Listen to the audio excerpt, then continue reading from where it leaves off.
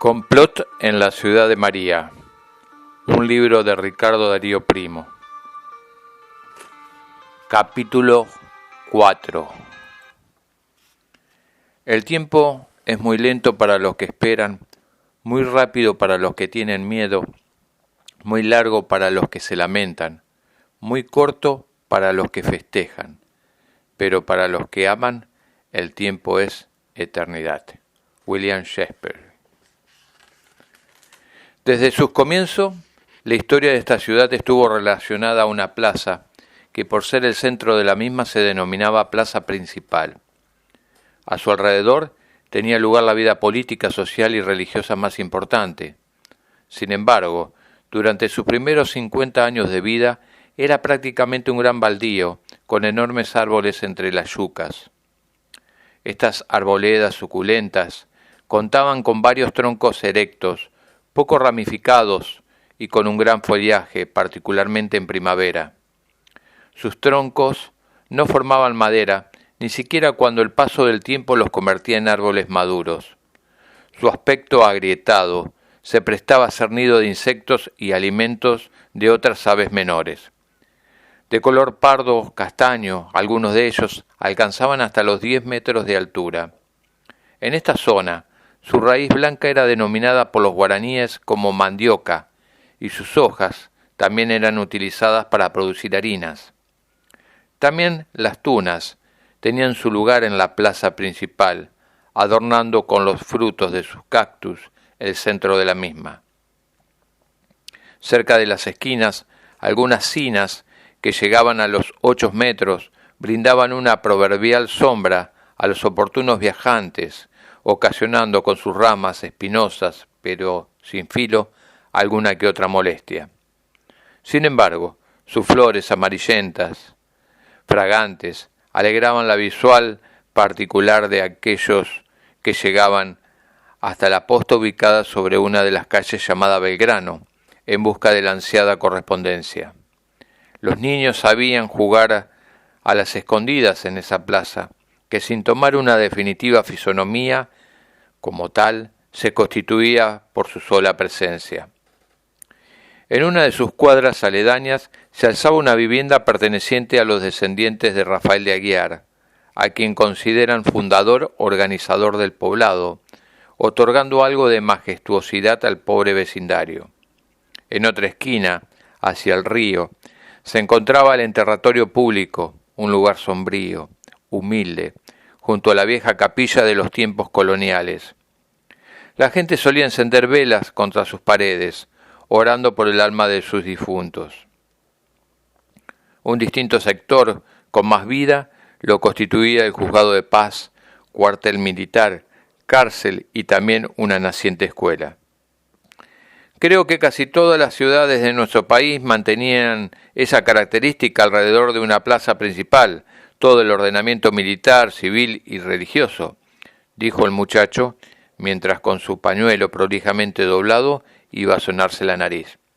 Es cierto, pero aquí, como podrá ver, hay aspectos que la distinguen del resto, respondió Joaquín, quien luego de mirar su antiguo reloj de cadena continuó hablando. Bueno, espero que ello me sorprenda, afirmó Camilo sin medir sus palabras. ¿Sorprenderlo?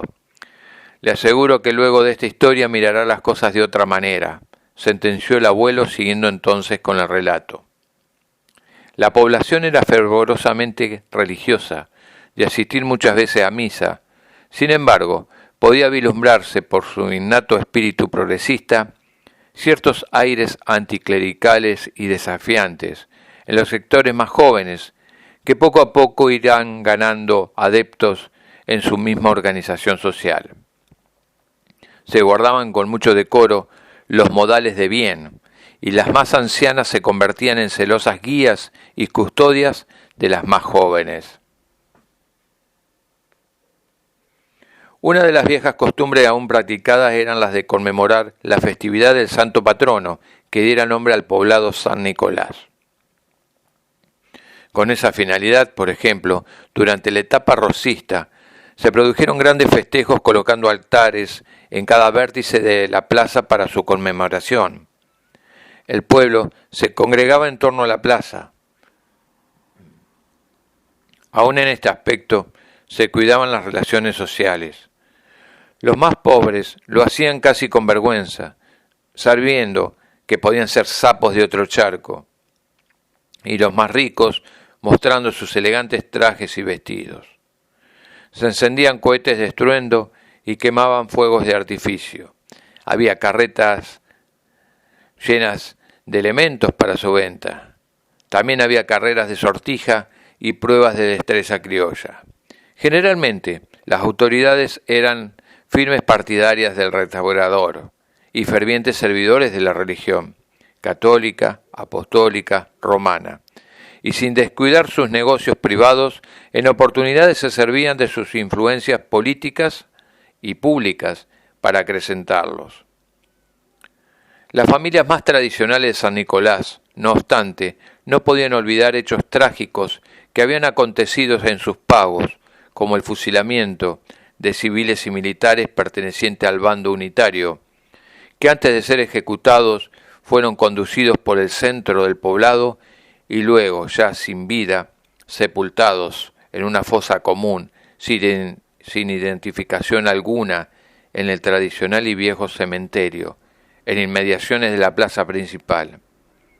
Aún retumbaban en sus oídos el redoble de tambores anunciando el trágico desenlace. Otro terrible suceso fue el ajusticiamiento del exgobernador de Santa Fe, Domingo Iván-Cullen, en el cruce del Arroyo del Medio, ingresando a la provincia donde ya Juan Manuel de Rosas poseía las facultades extraordinarias otorgadas por la legislatura de Buenos Aires. Íntimamente se estaba llevando a cabo una nueva gestación, un cambio en la mentalidad de las nobles generaciones que despertaban ante esos crueles sucesos y su innata rebelión. Fue canalizándose a través de la participación de los bandos opositores a Rosas o en instituciones progresistas de nuevas tendencias que inspiraban otra forma de sociedad. Así fue que luego de conocido en San Nicolás el alzamiento de Urquiza contra Rosas, se acentuaron las divisiones internas aún en el seno de estas tradicionales familias arroyeras. El correo había incrementado su trabajo, las misivas iban y venían con recomendaciones y algunas órdenes, las cuales se intuían y otras, por supuesto, se ignoraban. Hombres allegados al caudillo entrerriano asumieron interinamente diversas funciones públicas. Una de esas personajes fue don Pedro Alurralde, designado en el juzgado de paz y policía. Su hijo de 7 años apenas pudo observar cómo el papá tomaba cartas en el asunto, en un momento en el cual muchos, para preservar vida y propiedades, desistían de hacerlo. Mientras acontecía ese relato, Camilo miraba a su alrededor al grupo de ancianos que, sin proferir palabra alguna, seguía la secuencia del mismo sin interrumpir. Se preguntaba interiormente quiénes eran aquellos señores. Trataba de descubrir con esa mirada el pensamiento de los mismos. Todos se mostraban formales y reservados, y para nada sorprendidos por esta descripción. El muchacho estaba descubriendo el valor de una historia como eje sobre el cual se proyectan las acciones de las personas que construyeron o dieron forma a esa sociedad del norte bonaerense. Miró nuevamente al anciano relator, casi asintiendo con su rostro, siguió con atención la narración. En esa comarca también residió un viejo militar que había participado de la defensa de Buenos Aires durante las invasiones inglesas. Actuando bajo el mando del creador de la bandera nacional, pudo conocer entonces estos pagos, a los que le tomó particular cariño y donde pudo engrosar sus fuerzas militares. Más tarde, propuesto por San Martín y Zapiola, asumió el comando del 4º Escuadrón de Granaderos a Caballos, combatiendo en Chacabuco y Maipú. Algunos dicen incluso que llegó a ser el segundo jefe del regimiento de granaderos durante el cruce de los Andes.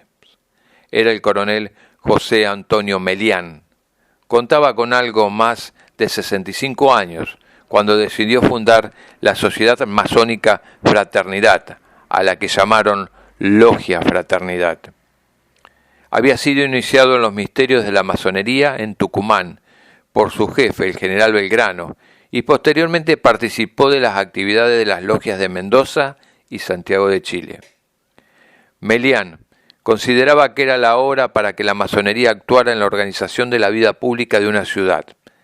Así lo manifestó a sus allegados.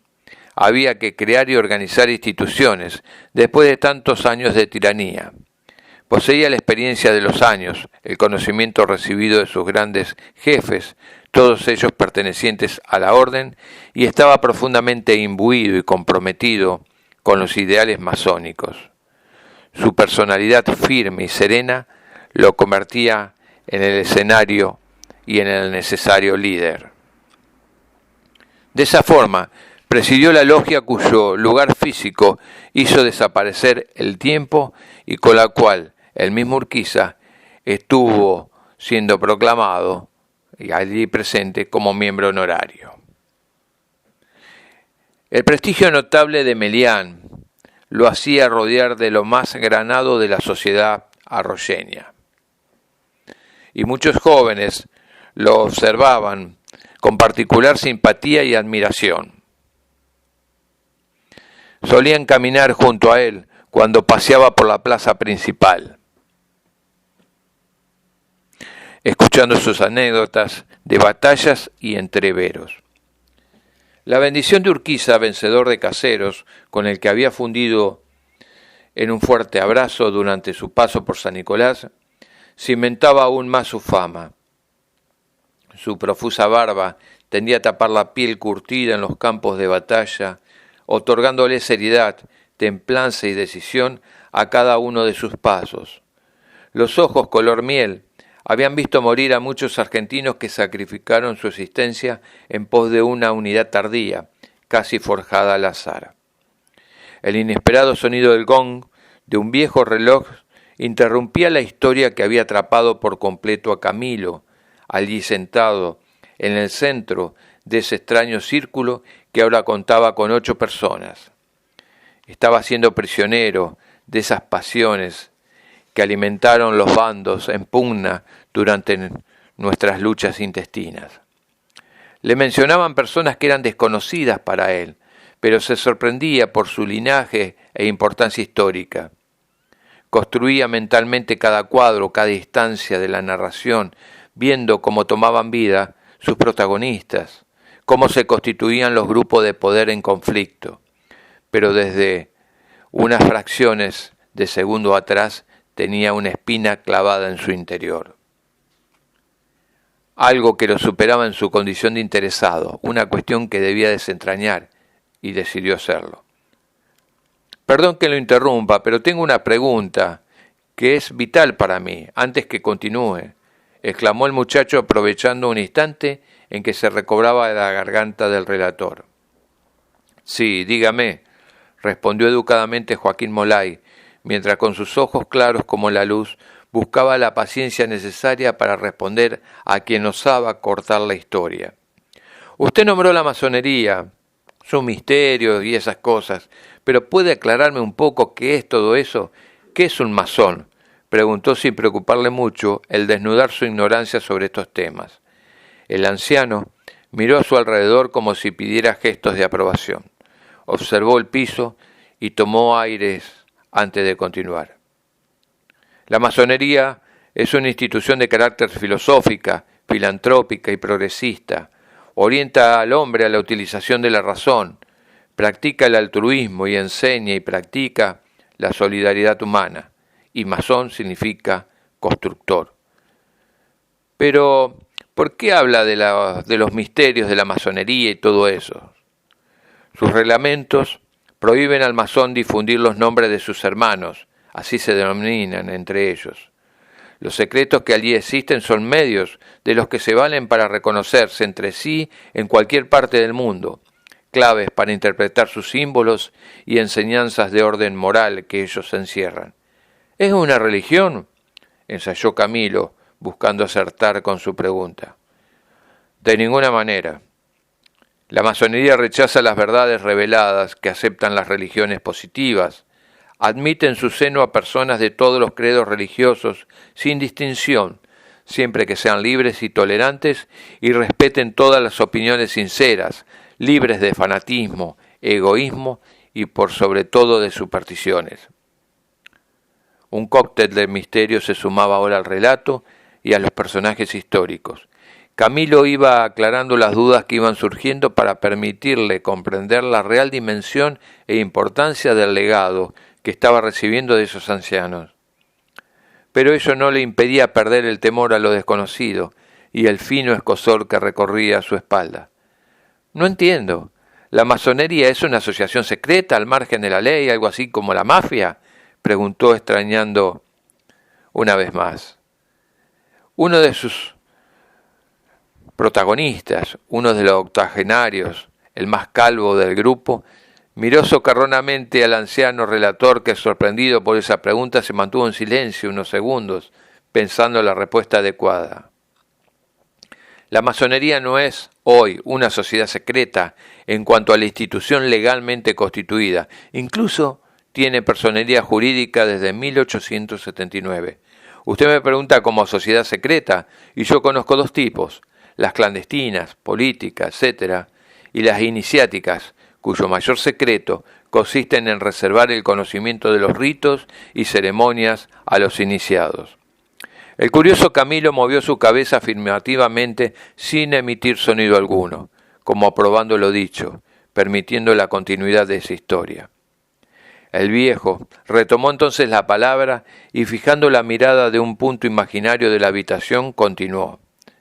El famoso acuerdo, celebrado en la casa del juez de paz Alurralde, había aparecido en el horizonte como algo que iba a augurar una etapa de paz y tranquilidad. Sin embargo, apenas unos días después, el 12 de junio de 1852, el gobierno de la provincia de Buenos Aires disponía que el Poder Ejecutivo Provincial no cumpliría ni ejecutaría ningún decreto u órdenes que emanaban de facultades o poderes constituidos por el acuerdo celebrado en San Nicolás entre los señores gobernadores de provincias hasta que él haya tenido sanción del Poder Legislativo, en la forma que lo prescribían las leyes provinciales. Estaba germinando nuevamente la anarquía y el enfrentamiento entre argentinos. Y fue un día martes 18 de septiembre cuando nuevamente Urquiza llega a San Nicolás. Con un ejército de 6.000 hombres, estaba decidido a atacar la ciudad de Buenos Aires, con motivo de la revolución que allí, el 11 de ese mes, había decidido defender la autonomía de la provincia, recuperar el gobierno y el manejo de los derechos aduaneros, oponiéndose en consecuencia a la organización nacional basada en la autoridad de Urquiza, a quien ahora respaldaban los gobernadores de la etapa rosista. Muchos nicoleños vieron con desagrado estos preparativos bélicos. Ahora se sentían más identificados con Buenos Aires que con la Confederación Argentina. Los rumores se recogían con atención en la esquina del caserío nicoleño. Se hablaba del caudillo entrerriano con profundo desprecio. Urquiza, en vista de cómo se desarrollaban estos asuntos de la campaña bonaerense, resuelve reembarcar sus tropas hacia Entre Ríos el día 20, dejando así libre a la provincia a punto de la segregación. San Nicolás, ciudad fronteriza donde sus hijos se educaban alternativamente en Santa Fe y en Buenos Aires, respiraba con alivio el alejamiento. Se olvidó fácilmente de su recepción en los días previos y posteriores a Caseros. La manera en que muchos recorrieron el besamanos oficial y vieron la oportunidad de realizar atractivos negocios aprovisionando a su ejército. Este era el clima político y de especulación reinante, a lo que se sumaba una desgracia en ciernes. En aquel momento, Joaquín hizo silencio y le dijo al joven: Camilo, si resulta aburrido todo esto, me interrumpe y lo dice. A veces los viejos andamos con muchos detalles y nos volvemos tediosos con estas crónicas. No se haga problema, estoy prestando atención y sigo con ustedes todo lo que me cuenta, respondió el muchacho. De esa forma Joaquín siguió describiendo. Una singular tormenta que había atravesado el Paraná caía con particular fuerza sobre la población ribereña. Lluvias y ráfagas de viento evitaban que los vecinos salieran a realizar su habitual paseo nocturno, o simplemente sentarse al frente de sus viviendas buscando un fresco refugio al calor reinante. El agua acumulada formaba grandes charcos en aquellas mal atendidas calles de tierra. Viejas huellas de carruajes y carretas se convertían en enormes lodazales.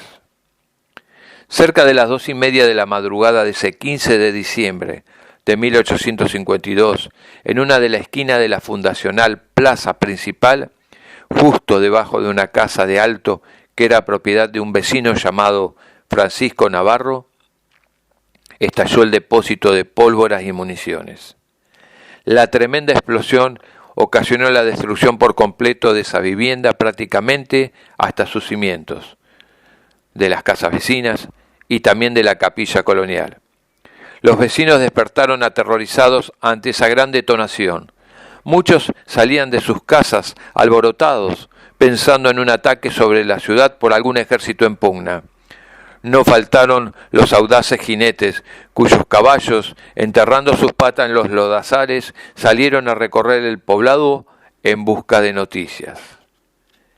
Y llegaron muy pronto.